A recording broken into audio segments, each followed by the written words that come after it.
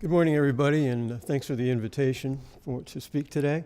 I'm going to really talk from the point of view of TB clinical trials, issues, challenges, and opportunities and solutions, hopefully science-driven solutions. One of my many weaknesses is that I don't do well with generality, so I'm going to go over quite a few areas, but there's no time to truly drill down on some of them, so we can maybe talk about that later in whatever venue. So what are the limitations we face? Well, we're talking about tuberculosis. We're not talking about hypertension, diabetes, or even HIV.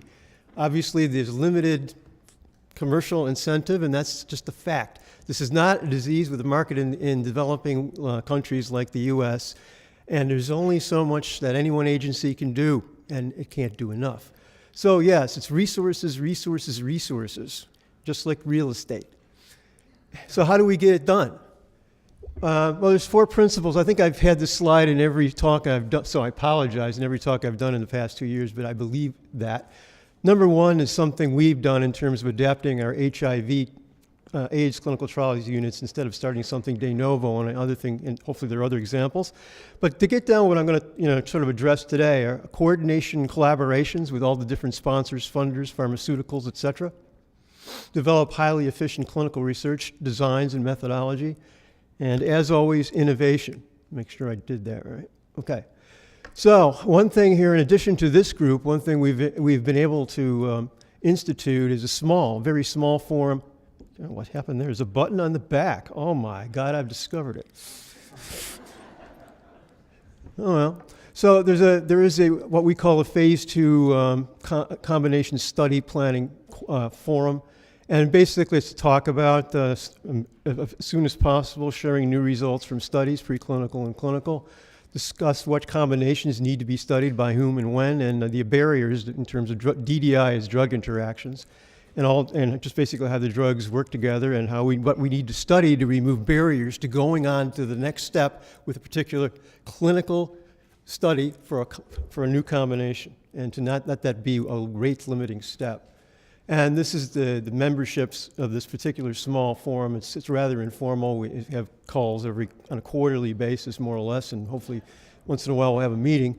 But it has the U.S. government, up in the far right there, the U.S. government, agencies involved with TB trials, the ACTG, the TBRU, the TBTC. And then on the other side is the Global Alliance, and on the bottom are our European colleagues, Panacea, and represented by the EDCDP, Panacea, and the MRC of the UK. And we basically talk about coordinating everything, what is going on in terms of phase 2s. And as part of this, not so much of that, but of this effort here, there's a lot of things in terms of increasing power and efficiency in standardization. And there's basically the list of things which are being addressed at some time. I will be addressed at some time. Data elements are being addressed. But certainly everything else on that list needs to be talked about so that we can have common approaches and combinable data, meta-analyses, whatever. We also have been talking about sharing information on site capacity and how they perform. And I think this body and the Working Group on New Drugs has initiated channels and websites for this kind of information, but maybe we need to go a step further. Maybe we need to talk even more about coordinating what we know and what we do at sites so that we're not reinventing wheels or driving the sites crazy with duplicate things. And also, our networks are there not just for us. As we say, our networks are there for other people to use on a site-by-site basis, as long as you're not using our money to do the trial. So again, it's not to get permission or anything, but we just maybe we need to talk to make sure that we're not doing 3 studies of the same kind at a site, or figure out a way to make that work. I think we've done that enough. So here's the critical aspect for progress, and I forgot to change this slide. We're talking about combination developers. Certainly, when we talk about the people on the collaboration slide, the non-profit government and NGO, PRP, public-private consortiums rather, and how they and basically how they need to do combination work working with the drug companies. And of course, they need drug access to do that as soon as possible with the combo developers. But it's not just drug; it's knowledge, it's planning, it's everything you need. It's more of the material transfer to make this work. So let's go to actual trials with a strict concentration on phase 2 trials. Just to make sure everybody knows the terminology, or that way I'm going to use it at least. Phase 2, really, A, refers to the typical EBA trial, which is now up to 14 days, and used to be called, still is called actually, extended EBA. It's pretty much the norm now, which looks at the change in CFU by culture and sputum. How many bugs are there when you culture it, and how many bugs are you killing that you can culture? That's an important phrase, that you can culture. And B is when you go out 8 weeks, sometimes more, with combinations. Now you're switching. You can also do combinations as well as single drugs in A, but in B you strictly have to do combinations because it's out to at least 8 weeks. And different ways of analyzing this is 8 weeks, culture conversion at 8 weeks, time to culture conversion, or doing quantitative culture weekly to watch the actual week-by-week decline. And you can do that by culture, plating cultures and counting colonies, or you can do it using liquid culture and looking at the time to positivity. Okay, so what about EBA? What about the typical EBA cultures? I mean, culture studies using culture. This was done in a mouse, but I think it was one of the earliest examples of an EBA study which was done. And if you look at the curves there, those are the CFU drops over time. And it looks like at 14 days, the typical duration, looks like the circle, the line with the circles is the winner, right? Wrong. As you can see, the one in the circle is streptomycin PAS and INH. Not exactly a winning combination. And the winner here is INH and pyrazinamide. Clearly, the latter is a more sterilizing and overall better curing, will have more of a better cure, more rapid cure with that particular combination. So what EBA, I think, has got to be viewed with a very large block of salt. So they become kind of a proof of concept, rite of passage, but yeah, okay. I think one thing for sure is the original EBA 0 for 2 just tells you, you have, the only thing that you can get out of that is that INH has tremendously high killing of replicating bugs in the first 2 days. Otherwise, it hasn't been terribly useful. So going to EBA 0 to 14, fine. Some drugs you can see still good activity. It's over a few days, starting either after 2 days or somewhere in the line, along the line there. But that curve may not correlate with sterilizing activity. EBA certainly picks up cidal activity to some extent or another over the first few days for replicators, but what it does for picking up sterilizing activity and killing non-replicating persisters, how that correlates is questionable for some drugs. And therefore, dose ranging by EBA could be useless or hazardous. It may give you the wrong answer, at least for some drugs. So what about 2 week versus 8 week? 8 week is B. In this case, I'm going to say, now we're talking about combinations, not individual drugs.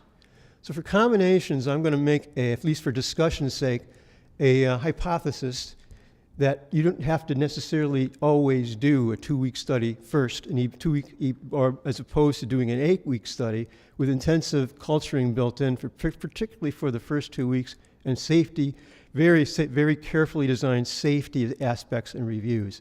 So if you do an 8 week study, you can get the microbiology out to 8 weeks and also intensively do safety as part of the plan of the concentration at the 2 week, getting as much data as soon as possible to look at the 2 week safety issue.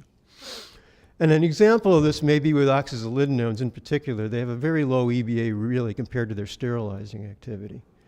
So evaluating dose response by EBA, at least for some people, doesn't seem to be a particularly doable thing, particularly unless you have a very large N. And 25 was an N used in a recent study, and doesn't clearly totally differentiate different dosages. So dosing by EBA may be impossible, meaningless, or just plain wrong.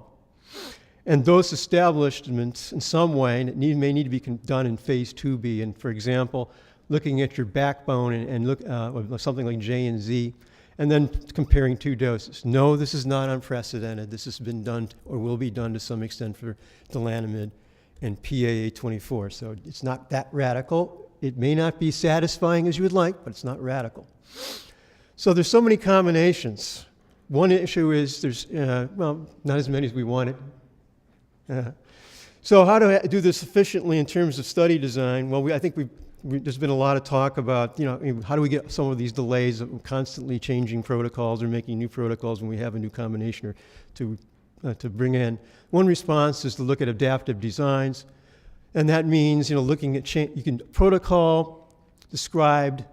There's guidance in the protocol to make these changes, so you don't have to jump through all the hoops, including potentially dropping and adding arms depending on as your data is developed for your candidate regimens.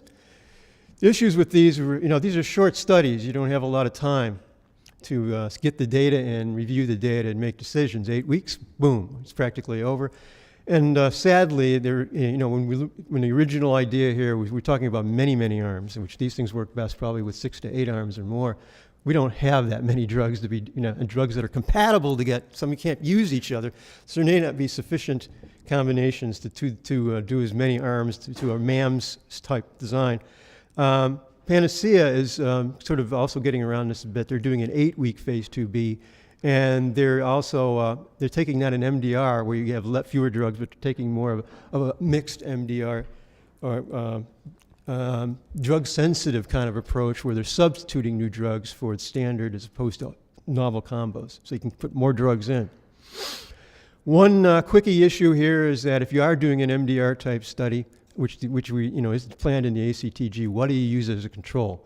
I don't think anybody can say I have a perfect control, everybody, and they're going to accept it. At this point, that needs to be more debate on that. I don't think the Bangladesh regimen has been evaluated outside of Southern Asia enough to have it worshipped as the standard for all to behold.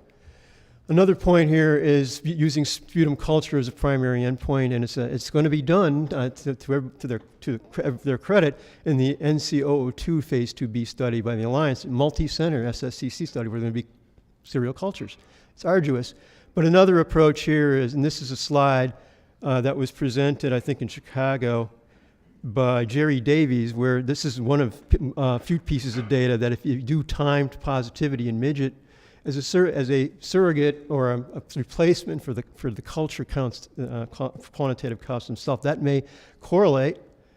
The blue being cures and the red curve being the failures. The N of failures and relapses, I think, is 11. So it's a good start. Now Carl Mendel is trying to look at ways of beefing up the data here. So another thing here is just using culture in any way, shape, or form for 8 weeks. It takes you three weeks or more to usually get your data back, so you can't be truly efficient in making decisions and seamlessly going from phase 2A, in other words, EBA, to phase 2B, and then with the same cohort into phase 3. You got to wait a month to get your data back. That ain't seamless.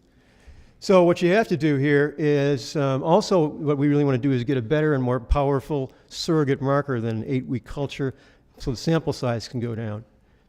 So we can't do the holy grail thing truly yet in terms of prediction of cure. So what is needed? We need rapid early treatment response markers, and we need one that may also reflect better killing of the key bugs here, the NPRs, the non-replicators.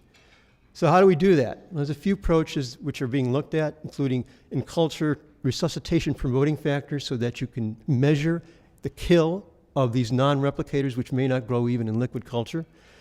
Even probably more exciting are molecular-based markers of success, like messenger or ribosomal RNA, and the drop there may reflect killing of the entire population of viable bugs, or bacteriophage approaches, and then imaging with PET-CT. A couple just illustrations. This is the molecular bacterial load assay based on fall and ribosomal RNA. And again, you can see this is the kind of curve here. And I think the N is 11 again, coincidentally. This is the study in JCM that a British and South African consortium put together. The red are the relapse people, and the greenish is the cure people. So there's some separation in there, which looks good, although the numbers are small, and this is just preliminary, and there's going to be a lot more work and a lot more embedding of this in phase 2s. This is a pretty picture from Cliff Berry about PET scanning. You can see changes. This is 2 months worsening, and this is 6 months improvement, and it's a damn good improvement. And there are certainly pictures at 2 months which show great improvement, and this may be reflective over total disease as opposed to a snippet of what's going on in sputum culture. PZA, hi. Yes, the PZA culture is here, and it is the best drug, but we're hampered in its use because we don't know if it's going to work or not, because it's difficult to do DST. Well, okay, fine. Let's try to tackle that. And like, Kennedy said about something, you're going to do something, you do it partially because it's difficult and needs to be done. So we've made progress. An example of that is what we call the PZA Day at the CDC. So we made a plan with various agencies who were there, including us, the CDC, and the Alliance, and certainly other partners have been involved, and many investigators, to improve these things, to improve phenotypic, to start sequencing the hell out of ice collections so we can characterize the vast number of mutations in the operative gene that makes the enzyme that activates it as a prodrug, and get these collections done, and then develop, at least on a pilot program, rapid turnaround PNA sequencing so that we know who's sensitive or not, with a rapid turnaround time for people to be triaged into trials with PZA or not. I'd rather go in the PZA arm. And basically to make this as practical and possible and use it for surveillance. Now this is the current lineup of drugs. Up there, these are the ones which are in trial, certainly well advanced in trials now, and these are more coming along. New drugs, I meant, are here, okay, and then the ones coming along in various trials, not all of them new. So how are we choosing these drugs? Well, we rely a great deal on mouse model, and we certain amount on EBA.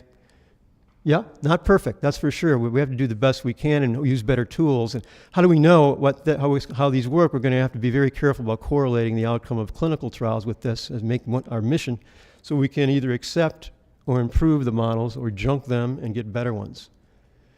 I'm going to click along very quickly in terms of other just ideas to keep in mind as we're designing trials. One is prevention of resistance. We want combinations with drugs that are not going to allow resistance to develop. So the drug combination, not all drugs are good at this, so we have to rely on the ones that are, and they're going to have to do hopefully some testing of these combinations either in vitro or in mice, for instance, in nude mice, immunocompromised mice, to see what works best to prevent resistance. I'm going to make a cautionary note that these are not your grandfather's TB drugs, the new classes, and some of the characteristics of them that we don't know about are certainly, and it needs caution, especially the fact that they have very long half-lives and very high concentration in tissue in many cases. That's not like the old drugs like INH and RIF. So we've got to be careful here about follow-up. Just blithely saying X amount of follow-up based on the old drugs isn't going to be, I think, sufficient. We're going to have to do this based on risk and with drugs that don't wash out readily. So we need to do this particularly for safety and also in some cases for efficacy, to make sure that we're not fooled by not following people sufficiently. Doesn't have to be super intensive follow-up. We don't have to be stupid about it, but it needs to be long enough with these half-lives. I've got to say one slide on pediatrics and the fact that this is an important population, and we need to talk about getting the formulations done to do studies. No, not big efficacy studies, but safety and PK studies in kids. Lastly, innovation, critical question, and innovation. Innovation, innovation, innovation. So let's ask ourselves some tough questions. How many drugs are actually going to be fully approved at the end of the mix for going into phase 3? Well, many reviewers have said that that pipeline is still thin. We don't have critical mass. And what impact will they actually make? Will resistance develop to the new drugs soon and make them relatively ineffective? What can we do besides just developing more drugs, and combinations, which is of course, the great and primary thing? Well, foster innovation besides out of that, and fill translational gaps through the science stuff into the clinic and into clinical trials. Number one is to deliver and maintain high concentration of these new drugs. They get there at the right place and the right time. Efflux pump inhibitors is a devil of a thing, but they certainly need more attention in terms of science and translation.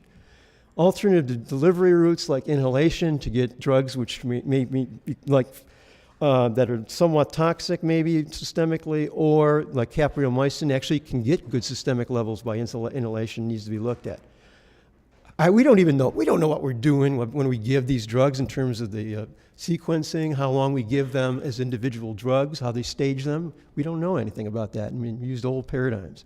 And then finally, in the new technology of the 21st century, targeting tissues to tissue compartments in bugs can be done with nanotechnology, which can deliver all kinds of payloads to the right place and do other things too.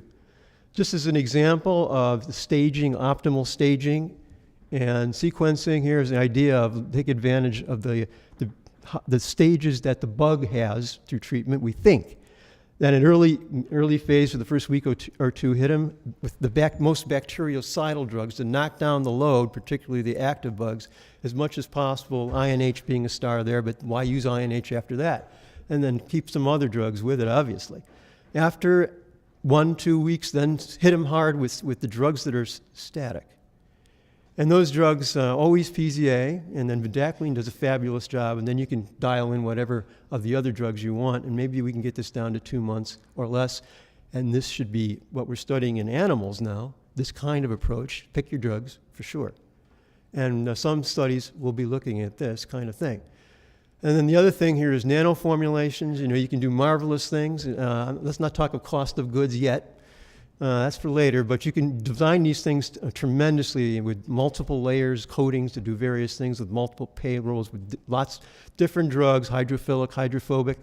You can load them up with immunomodulators. If we ever get them, efflux pump inhibitors that can be delivered directly, and other things which can juice up the cell functions. Okay, and you can embed surface molecules on these things to go to, when they hit immune cells, preferentially to activate them, to target them to go to the right organs, avoid the liver first pass and go to the lungs, and actually then get them to specific targets within those organs.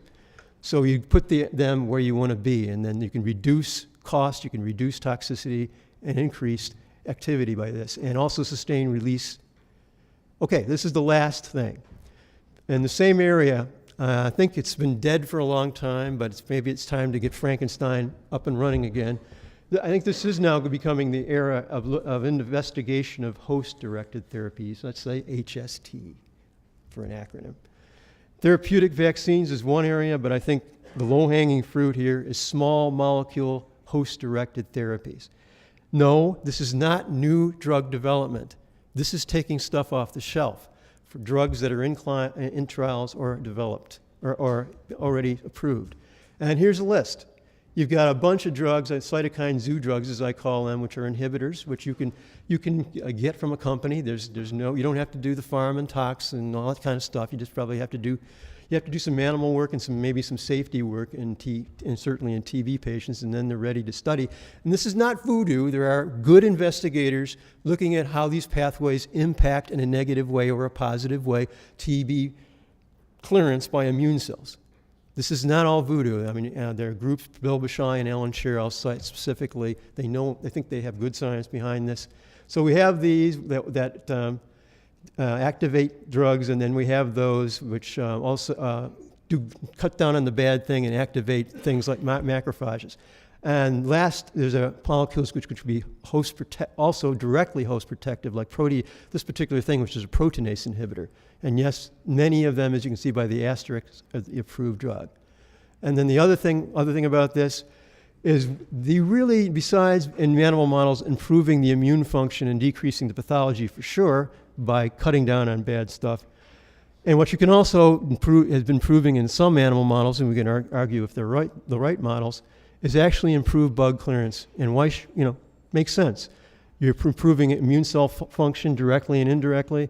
You're also getting their T cells and other cells into the muck of the granuloma and the caseum, and you're also getting the drugs in there. PZA is one of the few drugs which gets in there well.